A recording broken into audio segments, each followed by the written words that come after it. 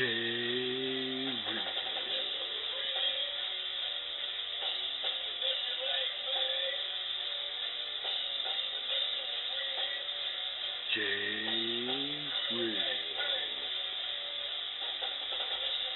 Good morning, people, and como estas? Welcome to the Average Joe Sports Talk Show. I'm your host, Jay Real, bringing you a Friday edition to the show.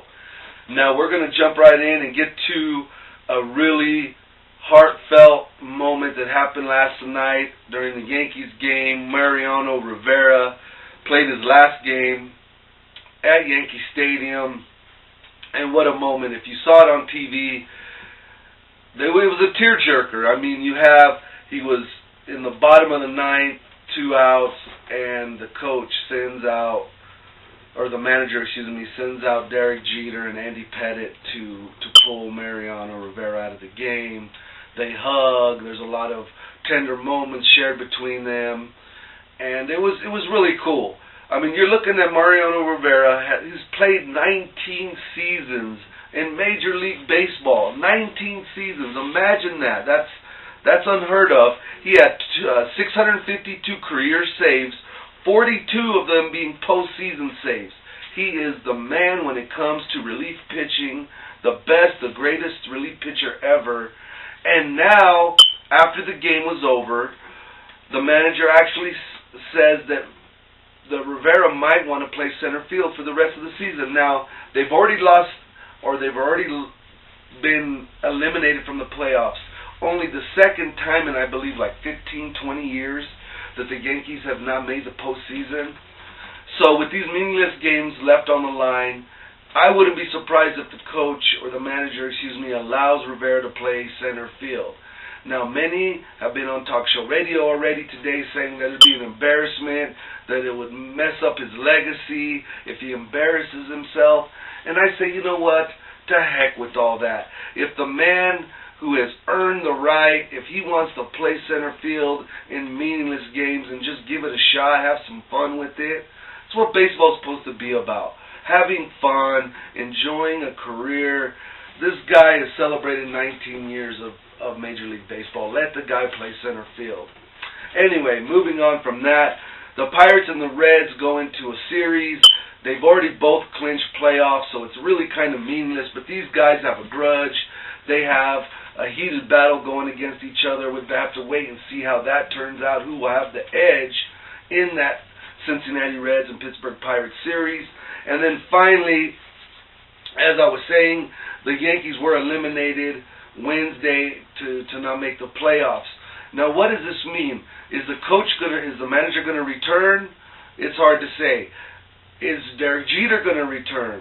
Again, there's so many questions that the Yankees have to answer before next season, but I would be really surprised to see a couple of these major league stars coming back to play next season with the Yankees. So, moving on with our Major League talk, or moving on from Major League talk, NCAA, what's going on in the world of college football? Well,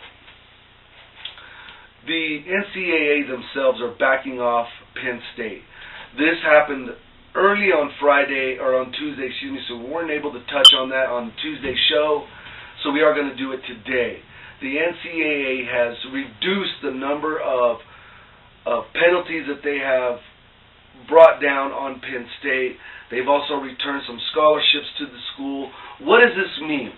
To us here at the Average Joe Sports Talk Show, we basically think they over-penalized Penn State. The fact that this man committed the crime he did was not a crime on the NCAA. This was a criminal case that should have been handled and was handled outside of the realm of college football.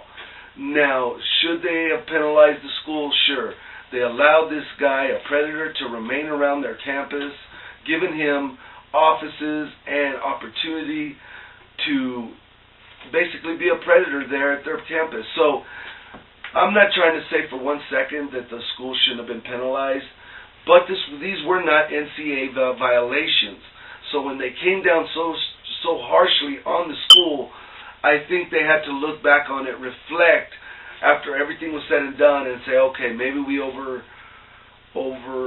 acted on this situation, because this was so heinous, so unbelievable, and so out of our realm of NCAA. This was straight, FBI, local authorities, sheriff's department.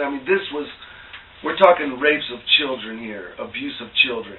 So we're really glad that the officials that dealt with the Sandusky case found this guy guilty, and now no one will ever be hurt by this guy again.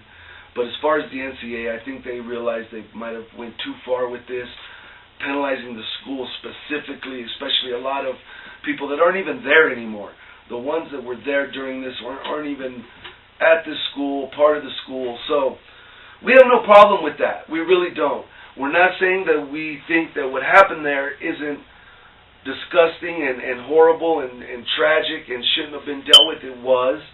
But at the same time, the school, as we said itself, has dealt with that and have been moving forward in hopefully resolving this so that it'll never happen again. None of this stuff should be happening anywhere, much less at Penn State. So anyway, moving on, we have to say that now the NCAA is going to have to back up. They're going to have to make changes and adjustments, because I think they realize they've overstepped boundaries and overstepped a lot of areas that they shouldn't have. For instance, USC. They are not going to be able to keep USC from making complaints and filing grievances that, hey, if Penn State gets stuff back, why don't we? Why can't we get back some scholarships and get our football team going again in the right direction? And that's a great question. This has set precedents for that all schools that have been punished by NCAA can come back now and say, hey, you guys allowed Penn State to do these certain things, get in your good graces, and get things back. Why can't we? So it's going to be interesting to see. And we also think that the NCAA has a lot of problems right now. They are backing off of the punishment and the penalties that they're hitting schools with, and I also believe they're going to be backing off the rules and regulations that they've been hitting these schools with. Because let's just break down and face it, folks. You got Johnny Manziel, and I'm not trying to make this a race issue. This is a fact issue. Johnny Manziel signing autographs. There was no proof that he was taking money, but most folks would think and look at it from just common sense. Who's going to sign thousands upon thousands of autographs for nothing in return? You'd have to believe that to not really go after Johnny Manziel and investigate it. When you got guys like Terrell Pryor, who are not white rich kids, and he had lunch. Just hear me out, folks. Terrell Pryor had lunch with Deion Sanders. And Deion Sanders paid for that lunch, and the guy got suspended. The school, they tried to come down on the school, tried to ruin the reputation of the school and this young kid, because he had lunch that was bought for, that was paid for by someone else. Lunch. Johnny Manziel, which, hey, we have no problem. Johnny Manziel, get your money. We've said all along, for the last 10 years, college athletes should have been be getting paid if they generate revenue for their school and for their program. Okay, now we're only talking about maybe 5-6% of these athletes that do generate this kind of revenue that deserve to be paid, and unfortunately for the rest of everybody else, hey, that's just life. That's the way it goes. If you do not generate revenue, make the school money and the program, then why should you get paid? And that's just the way we look at it. So, breaking that down again, let's look at Reggie Bush. Reggie Bush, after the fact, 4 years after the fact, that he had gotten something for his family while he was in school, what did they do? You can no longer go to USC campus and find any facts, any visual proof, any indicator that Reggie Bush even attended that university, because the NCAA went after him so hard, slammed that school so just crazy because of Reggie Bush taking benefits while playing there. And then here we got Johnny Manziel. What did they do to him? A half a game suspension, a half a game suspension. That was where the investigation led. It led to zero, nothing. You know why? Because they didn't want it to. They could not attack Johnny Manziel. Why? Because not only was, for whatever reason, they didn't want to, but secondly, he has a family that has money, and they were threatening to file sanctions and rebuke these allegations and fight back just as hard with money to keep this investigation from going anywhere, and it didn't. So again, we're not trying to say we care that Johnny Manziel received anything. If he did, we could care less. But how are you going to attack these other young men and these schools and do the damage that they did because of something so insignificant as a lunch? I mean, it's just ridiculous. And the NCAA is backing off because they know they are backing themselves into a corner. As Jay Money said out of Arizona, these guys can't get out of the way of themselves. They are their own worst enemy, and they're the ones that are going to bring themselves down. And I have no doubt, and I do not contradict that idea whatsoever. So moving on into some lighter news and better news in the NCAA world, it seems as the paying the players is gaining momentum. You have everyone from athletes, former athletes, prior athletes, analysts, sports officials, you name it. You have so many people going out on a limb saying that some type of compensation has to be paid to these players for making millions upon millions of dollars for everybody else except themselves. So that's gaining momentum, and don't be surprised if in the next year or two something doesn't happen. And then finally, wrapping up with NCAA news, let's just go out here and say Johnny Manziel is running and leading the way towards another Heisman Trophy.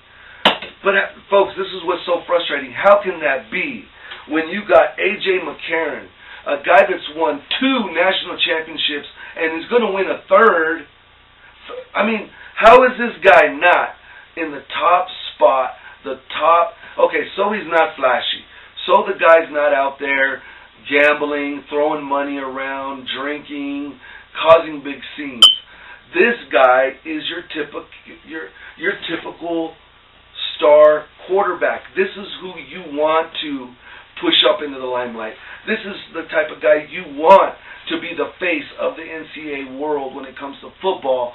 2 national champions, going on his 3rd, and the guy's not even in the topic or in the conversation of winning this year's Heisman Trophy. And I'll tell you right now, how can you not win 3 national championships in a row, 3 in a row, and not be a Heisman Trophy winner? It's a disgrace. If this guy does not get the Heisman Trophy this year and wins a national championship, giving him 3, then I don't care about Heisman Trophy winners, because it's all BS. It's all about hype. It's all about publicity, and it's all about causing stir and causing big-time flashing, glitz and glamour type things to get your name out there to win a Heisman Trophy. It's not about actual play on the field. Now, don't get me wrong. Johnny Manziel plays ball out of his mind. He does. But he has not won a national championship. I don't care how good you are during the regular season. If you don't go win a national championship like this man, A.J. McCarron, has done, then you don't deserve to win back-to-back, especially since it's only been done one other time, back-to-back Heisman trophies. Johnny Manziel cannot be the runner for this year if A.J. McCarron is going for another national championship. And that's it, period. No one can how can you fight or go against that? 3 national championships, 2 for sure, and going for the 3rd and not win a Heisman Trophy. It's just ridiculous. So we'll see. We'll see how that plays out. You all give us your feedback and comments. Let us know what you think.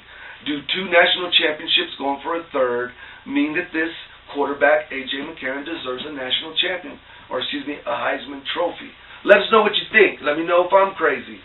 We'll discuss it in the next show. Moving on to NFL. We're not going to take a break or anything, but I do want to real quick say thanks to the Player Zone for hooking us up with the house, hooking us up with all this cool stuff to show to you and to give us opportunity to do our show, which is bringing our cuts, our takes of sports and the sports world to you, the average Joe person. Okay. if you're interested in getting into gaming, sports memorabilia, comic books, vintage comic books, this Player Zone has some of the coolest, sickest comics I've ever seen. Not to mention they have the best game in the planet in Magic the Gathering. They have Star Wars collectibles, unbelievable, starting from the 80s to present. They got autographed memorabilia. I mean, you just name it, the Player Zone got it. And we also got to thank Right On Time Air and Delivery Service. And as I said, this weekend we're going to hit a new possible sponsor, see if they're really got what it takes for us to take them up and bring them into the family. But we think they're going to make the cut really, really good there for us. So we're excited for that. We'll bring that on Tuesday's show. But besides that, thanks a lot, Player Zone. And also, we have to say that this weekend is the release for Theros. So if any of you are interested in learning about Magic, hit up the Player Zone right here in Ruidoso, New Mexico. You can contact them at 575-257-0559 or just come right into the shop located at 2117 Sudrick, number 15. All right, moving on to cover and wrap up in the sports world for what we can fit into our time schedule this week and today. NFL, Christian Ponder from the Minnesota Vikings has a broken rib or ribs and will not be playing in London against the Pittsburgh Steelers. Instead, it will be Matt Castle. Now, I will never go against my team, but I still think that we're struggling so hard, it's even going to be difficult to see us win this game. I really hope and pray we do. I hope we can find some way to run the ball and not give up the ball 5 times. I hope we find a way for our offensive line to hold that line, to give our boy Big Ben enough time to deliver the ball down the field to hopefully his number one receiver right now in Antonio Brown. So that's an interesting game coming up in London, Minnesota versus the Steelers. You know who we're rooting for. We're keeping our fingers crossed. And then also Josh Freeman, in recent news, has been benched. Not only has he been benched, but the day of his benching, he's already requesting a trade. This guy has had so many opportunities, and he has not produced, has not kicked it into that next level. Who's going to want him? Who's going to want Josh Freeman? Now, I know there are some other teams, Jaguars being one, that need a better quarterback than the ones they've been running with. But to think that Josh Freeman is your elite quarterback, your franchise quarterback, it's a joke. It's not going to happen. He's had too many times, too many chances, I feel, to show that he could be that elite quarterback, and he just hasn't produced the numbers and hasn't produced the wins. So he's upset he got benched. Hey, I would have benched him too with the performance he had last game. He's not doing the job. He's not being effective. So feel bad for Josh Freeman, but it gives someone else now an opportunity to try to lead the Buccaneers to the promised land. Then 49ers rebound last night against the Rams, and we got to say, who freaking cares? It's the Rams. I mean, my gosh. Okay, yes, we felt the 49ers were going to be dominant this year. We thought they were going to be the team to beat. And instead, they come out the first game, show us a little glimpse, just a tiny glimpse of what we were predicting, and then the last 2 games laid a big old egg. And so what? You go and you beat the Rams. We're talking a Sam Bradford team. Sam Bradford's on the hot seat too. In our opinion, he should be. He has not produced. He has not taken that next step. And for heaven's sakes, we want to get on Jamarcus Russell for being the biggest bust.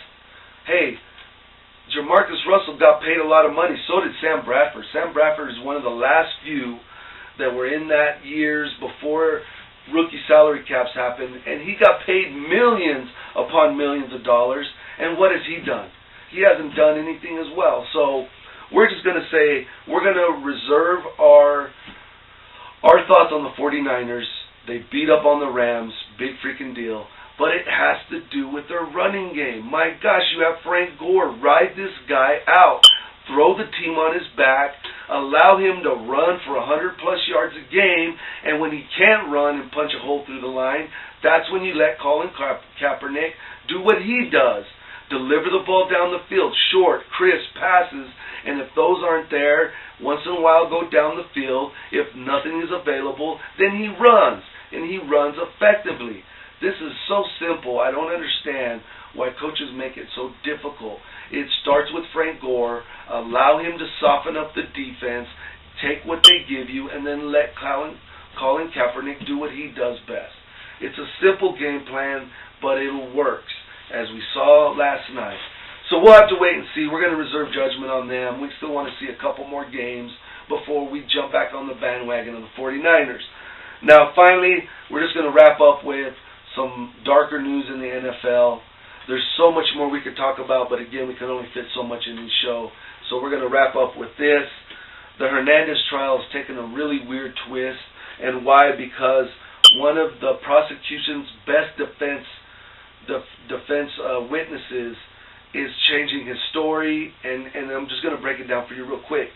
So Ortiz was one of the witnesses that was supposedly with Hernandez during the night of the shooting, early morning of the shooting. Not only was it Ortiz, but Wallace and Lloyd were also the parties that were involved or with Hernandez that night. Now, as we all know, it was Odin Lloyd who was the one that was murdered. So basically what Ortiz has done is he's already gone on the grand jury and made a statement, made his testimony that Wallace, Ortiz, and Hernandez, with Lloyd being accompanied, drove out to this abandoned field or abandoned warehouse. Lloyd, Wallace, and Hernandez exited the vehicle, leaving Ortiz waiting in the vehicle behind. When they walked into the dark, he couldn't see what was going on but heard gunshots. Then Wallace and Hernandez, returned to the vehicle with Ortiz waiting in the vehicle, and that story has changed. Now Ortiz is saying that Wallace never left the vehicle, so basically Ortiz and Wallace stayed in the vehicle while Hernandez by himself took Lloyd out into this field, hearing gunshots, and then Hernandez returning by himself. Why is this a nightmare for the prosecution? Because now the defense can go on a rampage on the credibility of this guy Ortiz. How are you going to sit there and tell me on the night of or the morning of a murder, early morning, late night, are you not going to remember who walked out into the field or who was in the car with you when someone gets murdered? If they allow this testimony to go to the jury, into the court case, the defense is going to eat it up and spit it out. They're going to be able to show Ortiz as not credible, possibly a liar, because at first it's a possibility, well, who shot who? Was it Wallace or was it Hernandez? Because both men exited the vehicle with Lloyd in his prior testimony. Now his second version is, no, Wallace and Ortiz, being himself, stayed in the vehicle. Hernandez only solely took Lloyd out into the field. So there's no doubt who you're going to pin this on. No doubt who the shooter was of Odin Lloyd if it's just Hernandez going out into this field, returning by himself. And then, of course, the cops finding Lloyd hours later, his body in this field. So, just common sense will tell you, this is really bad for the prosecution, because now the defense can cross-examine this witness and just chew him up. So we'll have to see what's happening. We're keeping you up to date as much as possible on this Hernandez case, because we want to be sure we bring you the best information we can right here at the Average Joe Sports Talk Show. But for right now, we're going to sign out. We thank you all very much for tuning in. Check out Tuesday's show. We could possibly have a new sponsor. But right now, Jay Real's going to sign out. Peace and much love. You all have a great weekend. Be safe and God bless.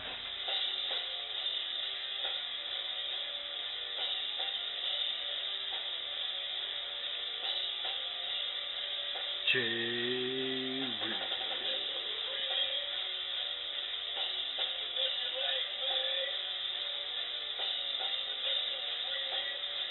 Jay